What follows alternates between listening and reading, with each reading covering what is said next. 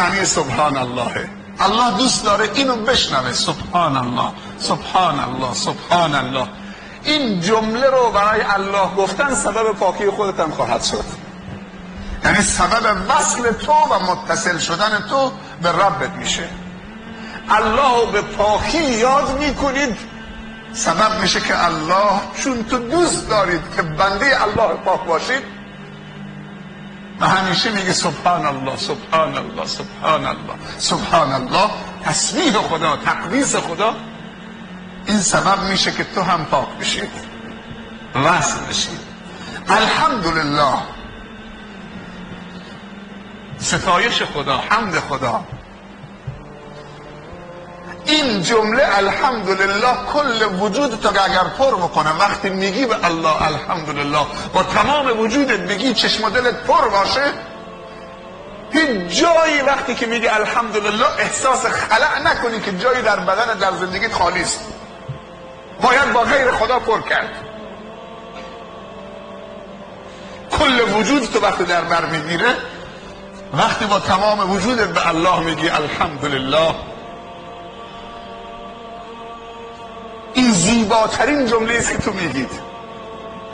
خدایا تو اونقدر زیبا و کامل هستید که هرچی حمد و ثنای زیباست مال توست.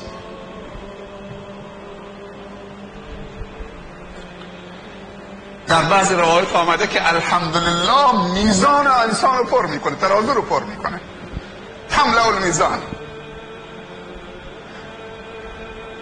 این الحمدلله میزان تو سنگین میکنه.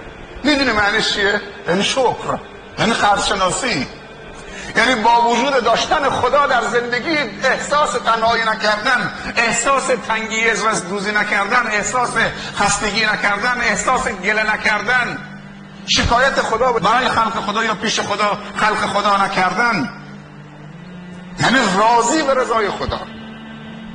و خداوند بندگان خردشناس دوست داره. الحمدلله. میزانتون رو پر بکنید.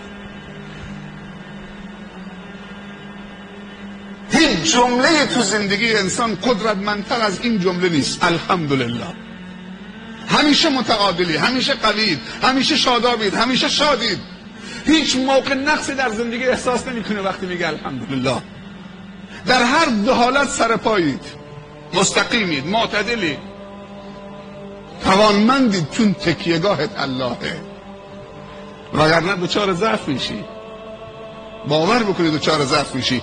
کسی که نگفت الحمدلله دچار ضعفه، بدبخته، پریشانه، پراکنده است. با هر بادی میلرزه، با هر طوفانی میلرزه، با هر کم و کاستی در زندگیش، با هر مشکلی زانو میزنه. مگر اونایی که میگن کار خدا، شکر خدا، الحمدلله، انا لله و انا الیه راجعون، هیچ موقع مغرور نمیشن و هیچ موقع هم کم نمیارن تو زندگی.